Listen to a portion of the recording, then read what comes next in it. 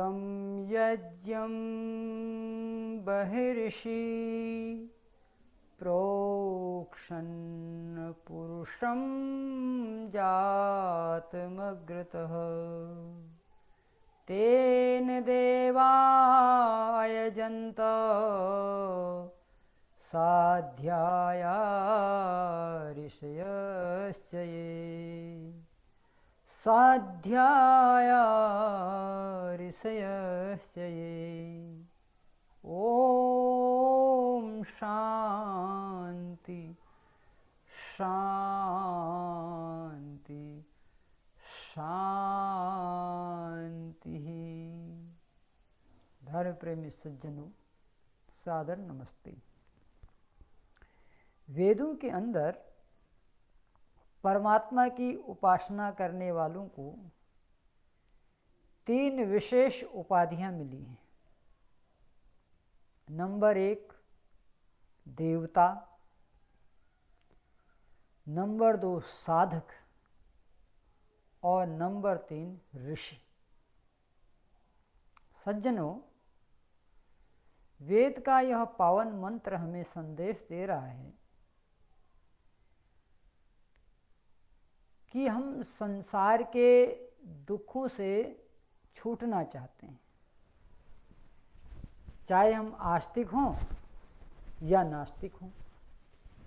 इस विषय में सबकी एक ही मान्यता है, वो ये है कि हम दुखों से छूटें। नास्तिक भी दुखों से छूटने के लिए पुरुषार्थ करता है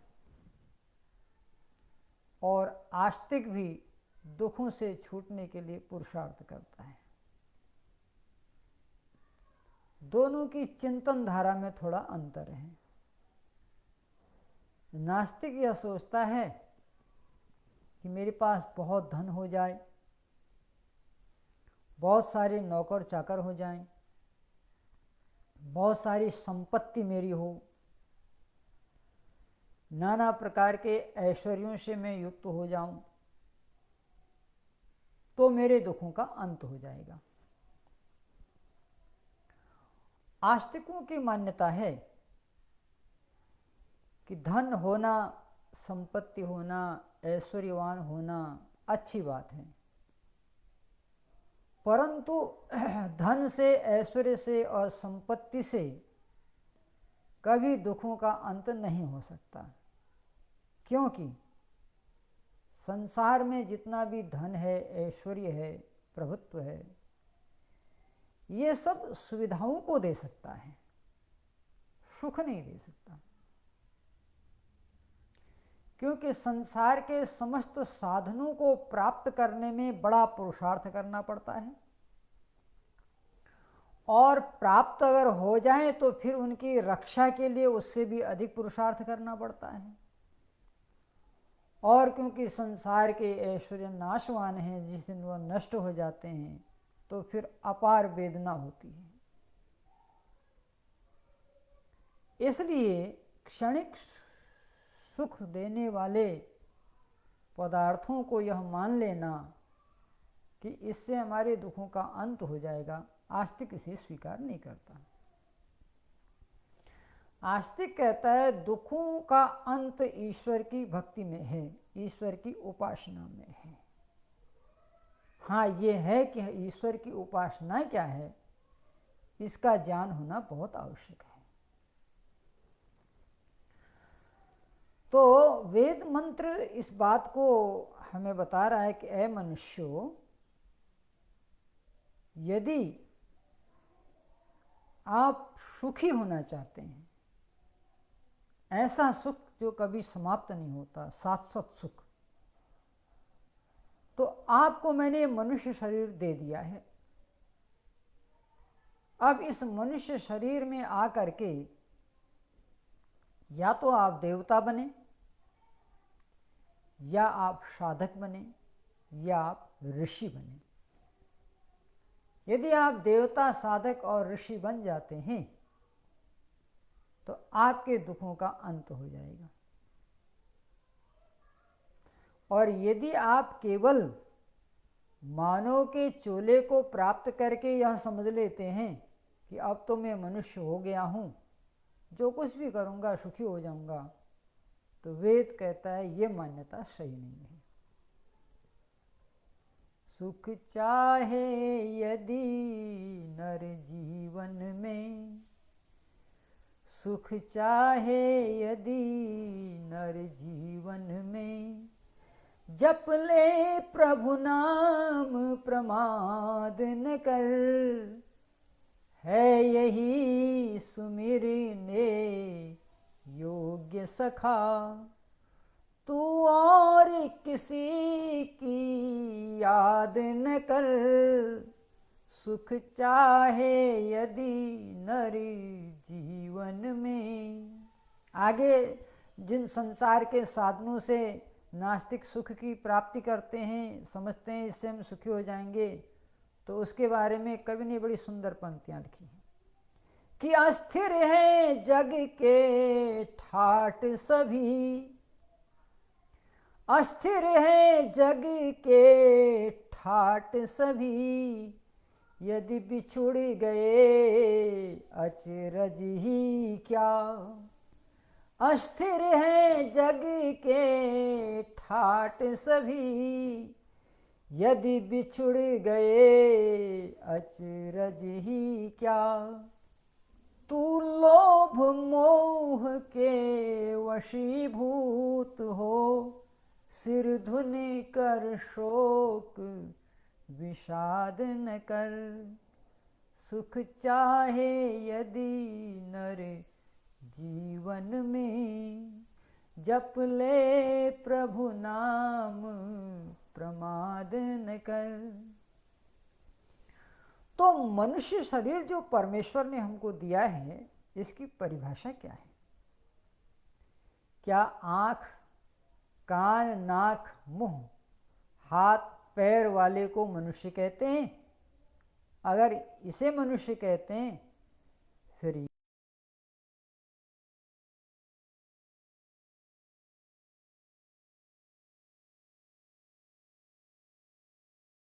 उनके पास भी है, तो ये निश्चित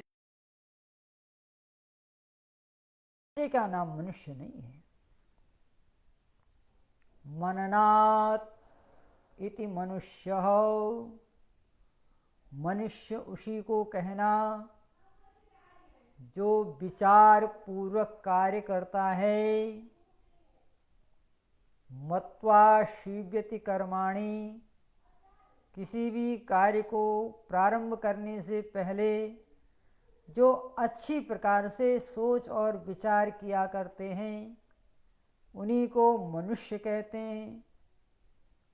और इन मनुष्यों में दो प्रकार की श्रेणी है, एक मूर्ख और दूसरे विद्वान।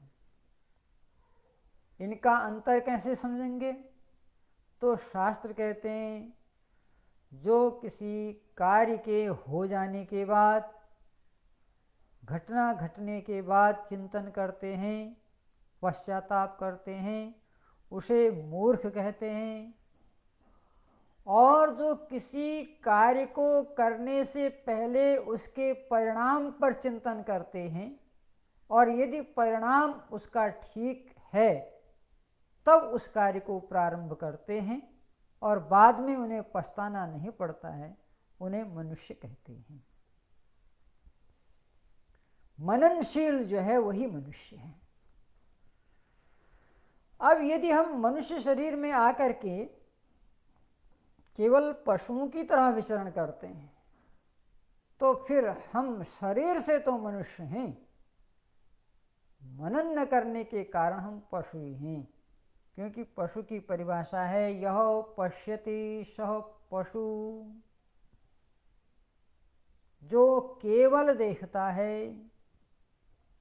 उसे पशु कहते हैं, और जो विचार पूर्वक देखता है उसे मनुष्य कहते हैं। तो वेद भगवान कह रहे हैं कि जब आप मनन करोगे तो आपको ये पता लगेगा कि हम इस संसार में अगर आए हैं तो हमारे आने का उद्देश्य पशुओं से भिन्न होना चाहिए। पहले तो ये विचार करें पशुओं का उद्देश्य क्या है। पशुओं का उद्देश्य है खाना पीना, संतान पैदा करना और मर के दुनिया से चला जाना। क्या मनुष्य भी इसीलिए आया है? नहीं। मनुष्य इस संसार में मनन करने के लिए आया है। और मनन किस तरह का करने के लिए आया है कि मैं कौन हूँ, मैं आया कहाँ से हूँ, मुझे जाना क्या है, मैं कर क्या रहा हूँ, मुझे करना क्या चाहिए। इन विषयों पर जब हम चिंतन करते हैं तब हम मनुष्य कहलाने योग्य होते हैं और फिर हमारा इन विचारों से प्रमोशन होता है, हमारी उन्नति होती है। और जब हमारी उन्नति होती है तो हम देव बनते हैं। देव का अर्थ देवता। आज मनुष्य जब कभी दुखी होता है तो कहता है चलो देवताओं की पूजा पाठ करेंगे, लेकिन शास्त्र कहता है देवता तो तुमको खुद बनना है।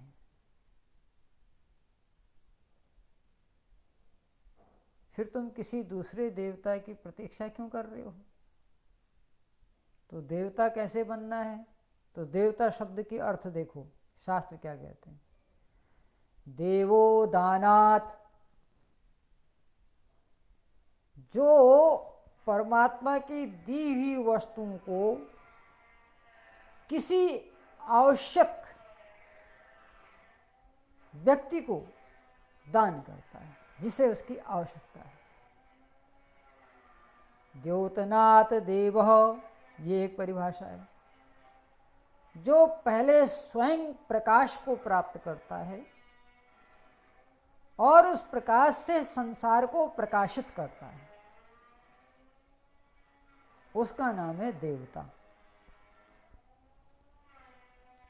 और जब व्यक्ति देवता नहीं बनता तो लेवता बनेगा। लेवता का अर्थ होता है एक ऐसा व्यक्ति जो हमेशा परिवार से, समाज से, राष्ट्र से लेना ही लेना चाहता है, देना कुछ भी नहीं चाहता। जैसे एक मनुष्य फल खाता है लेकिन वृक्ष लगाना नहीं चाहता। तो जिसके अंदर केवल आदान ही आदान हो, प्रदान न हो, वह देवता नहीं है। ईश्वर को प्राप्त करने का ये एक क्रम है। यदि हम ईश्वर को प्राप्त करना चाहते हैं तो हम देवता बने। क्यों? क्योंकि ईश्वर सबसे बड़ा देवता है। इतना बड़ा देवता है कि उसको महादेव कहते हैं। देवानाम देवोहेति महादेव। इतने विशाल ब्रह्मांड को परमात्मा ने दिया है किसके लिए? मनुष्यों के लिए। इस विशाल ब्रह्मांड से परमात्मा को कोई लेना देना नहीं है। उसके काम का न सूर्य है, न चंद्रमा है, न तारे हैं, नदी हैं, पेड़ पौधे, कुछ भी उसके काम के नहीं है। क्यों? क्योंकि उन्हें इनकी आवश्यकता ही नहीं है। इस संपूर्ण ब्रह्मांड की अवस्था मनुष्य के लिए है, इसलिए परमात्मा ने दिया और मनुष्य से कहा तुम इनसे जो जो कुछ ले रहे हो प्रत्युपकार में इनको दे भी देना। सूर्य से रोशनी लेते हो, चंद्रमा से रोशनी लेते हो, फल फूलों का उपभोग करते हो, पशुओं से भी अपने जीवन में सुख शांति लेते हो, दूध पी करके, उनके बालों से बनियान स्वेटर इत्यादि बना करके अनेक प्रकार के सुख इनसे लेते हो, तो इनका ऋण तुम्हारे ऊपर है। इसलिए यो ददाति स देवः। देवता वही बनता है जिसके अंदर देने की भावना है। अब प्रश्न ये उठता है कि हम क्या दें? हम दे वही सकते हैं जो हमारे पास है। हमारे पास क्या है?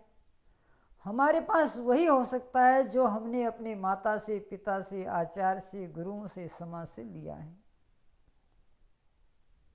क्या लिया है? तो संसार में 4 चीजें ऐसी होती हैं जो हम इस समाज से लेते हैं, परिवार से लेते हैं, विश्व से लेते हैं, परमात्मा से लेते हैं। पहला नंबर है ज्ञान, दूसरा है शक्ति, और तीसरा है धन, और चौथी है सेवा। अगर हमने परमात्मा से ज्ञान प्राप्त किया है तो हम विद्वान बनेंगे, और यदि हमने शस्त्र विद्या समाज से ली है तो हम क्षत्रिय बनेंगे, और यदि हमने व्यापार सीखा है तो हम वैश्य बनेंगे, और अन्यथा सेवा भाव तो सबको प्राप्त ही होता है। तो यदि मेरे पास विद्या है और मेरे अगल बगल में कोई व्यक्ति अंधकार में है, तो मेरा कर्तव्य बनता है मैं वो जो विद्या मुझे अपने माता पिता, आचार्यों से, परमेश्वर की कृपा से प्राप्त हुई है, मैं उस विद्या को दे करके समाज में लोगों को विद्वान बनाऊं। अज्ञानता के ऊपर प्रहार करूं, और इस कार्य को जब मैं करूंगा तो मैं देवता बन जाऊंगा। पहले विद्या को प्राप्त करना, फिर उस प्राप्त विद्या से स्वयं लाभ लेना और संसार को लाभान्वित करना, ये देवता बनने का एक क्रम है। दूसरा क्रम क्या है? मैं स्वयं शक्तिमान बनूं, ब्रह्मचर्य से अपने शरीर को मजबूत बनाऊं, नाना प्रकार की शस्त्र विद्याओं को सीखूं, और धरती के अंदर कहीं भी अन्याय हो रहा है, अत्याचार हो रहा है तो उसका प्रतिकार करूं। आदि सृष्टि से लेकर के अब तक संसार में बड़े बड़े लोग पैदा हुए, लेकिन जितना राम और कृष्ण को दुनिया जानती है उतना किसी को नहीं जानती है। जानते हो इसका कारण क्या है? इसका एकमात्र कारण है श्री राम और श्री कृष्ण पहले बलवान बने और फिर उन्होंने निर्बलों की रक्षा की।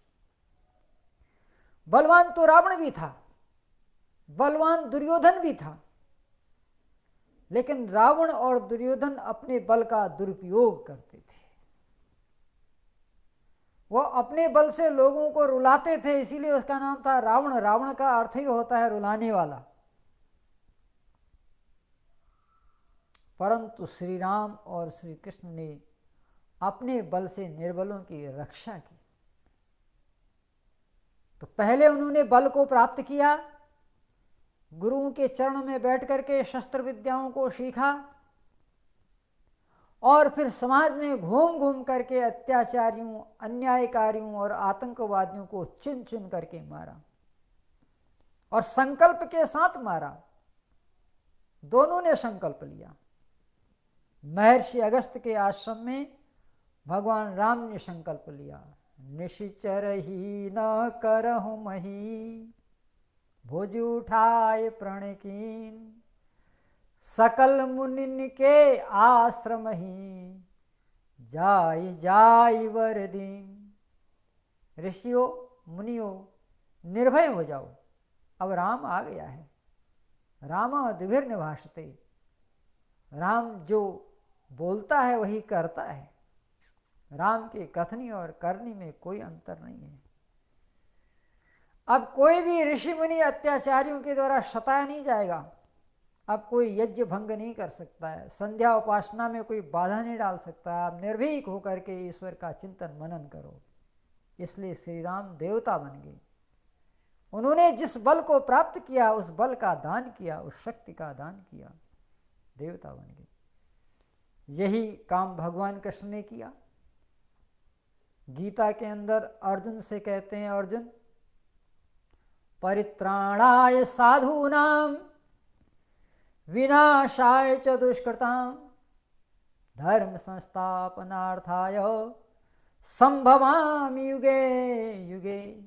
हे अर्जुन, लोग दुनिया में आते हैं, उनके आने का उद्देश्य क्या मैं नहीं जानता, परंतु मेरे आने का जो उद्देश्य है अगर तुम मुझसे पूछो तो मैं साफ साफ शब्दों में कहता हूं कि हे परमेश्वर, मैं जब तक जीवित रहूंगा धर्मात्माओं की रक्षा करूंगा, पापियों को, आतंकवादियों को चुन चुन करके मारूंगा, वैदिक साम्राज्य की स्थापना करूंगा। और मरते समय अगर परमात्मा मुझसे पूछे बेटा तू क्या चाहता है, उसमें भी मेरी यही आवाज़ होगी कि प्रभु अगर मुझे अगला जन्म मिले तो मैं फिर यही कार्य करूं, विद्वानों की रक्षा करूं, धर्म की रक्षा करूं, पापियों का वध करूं। इसलिए भगवान कृष्ण देवता बन गए और आज सारा संसार इन दो देवताओं की बड़ी स्तुति, पूजा, उपासना करता है, परंतु उनके कार्यों को नहीं करता। किसी की स्तुति, किसी की प्रार्थना और किसी की उपासना का मतलब ये होता है कि हमारा भी गुण, कर्म, स्वभाव उसी की तरह हो जाए जिसकी हम स्तुति करते हैं, जिसकी हम प्रार्थना करते हैं और जिसकी हम उपासना करते हैं। तो यह है देवता। संपूर्ण प्रकृति हमें देवता बनने का संदेश दे रही है। जरा आप प्रकृति की ओर देखिए। संस्कृत के एक कवि ने लिखा है, परोपकाराय फलन्ति वृक्षा, परोपकाराय वहन्ति नद्या, परोपकाराय दुहन्ति गावा, परोपकारार्थ इदं शरीरम। वृक्ष अपने फलों को कभी भी स्वयं नहीं खाते हैं, हमेशा दूसरों को खिला रहे हैं। नदियों में अथाह जल भरा है लेकिन नदियां स्वयं नहीं पीती हैं, दूसरों को पिला रही हैं। जिसे हम गौ माता कहते हैं, उसके स्तन दूध से भरे हुए हैं परंतु स्वयं नहीं पीती है, दूसरों को पिलाती है। इसी प्रकार से जो मनुष्य से देवता बन जाता है उसका जीवन अपने लिए नहीं होता है, दूसरों के लिए होता है। वृक्ष कबहु नहीं फल बके, नदी न संचेनी, परमार्थ के कारणे साधु धरा शरीर। ये जो शरीर मैंने धारण किया है, ये मात्र इसीलिए धारण किया है कि मैं स्वयं शाश्वत आनंद को प्राप्त करूं और सारे संसार को इसी मार्ग की ओर ले चलूं। क्योंकि मुझे देवता बनना है, और देवता इसलिए बनना है क्योंकि देवता ईश्वर को प्रिय है। और यह संदेश वेद का है, ते देवा अयजंत, वह देवता लोग परमेश्वर को बहुत प्रिय हैं। इसलिए हमारे वहां देवताओं के पूजा का प्रावधान भी है, लेकिन देवत्व जिनमें है उन्हीं की पूजा होनी चाहिए। शास्त्र ने लिखा है, अपूज्या यंत्र पूज्यन्ते, पूज्यानां च विमाननाम्, दुर्भिक्षं मरणं भयं तत्र त्रीणि प्रवर्तन्ते, दुर्भिक्षं मरणं भयं। जिस परिवार, राष्ट्र और समाज में अयोग्य लोगों की पूजा होती है, अयोग्य लोगों का सम्मान होता है और योग्य लोगों की उपेक्षा होती है, ऐसे समाज में तीन चीजें प्रत्यक्ष दिखाई देती हैं। सबसे पहला अकाल, दूसरा मृत्यु और तीसरा भय। अगर आप गंभीरता से विचार करें तो आज हमारे राष्ट्र में ये तीनों चीजें दिखाई दे रही हैं। अभावग्रस्त जीवन लोग जी रहे हैं, उसका प्रमाण है बढ़ता हुआ आतंकवाद, भ्रष्टाचार, दुराचार। ये इस बात का प्रभाव है कि जब लोग बहुत संख्या में भूखे हो जाते हैं तो उपद्रव मचाते हैं। जीवो जीवस्य आहार इसी का नाम है।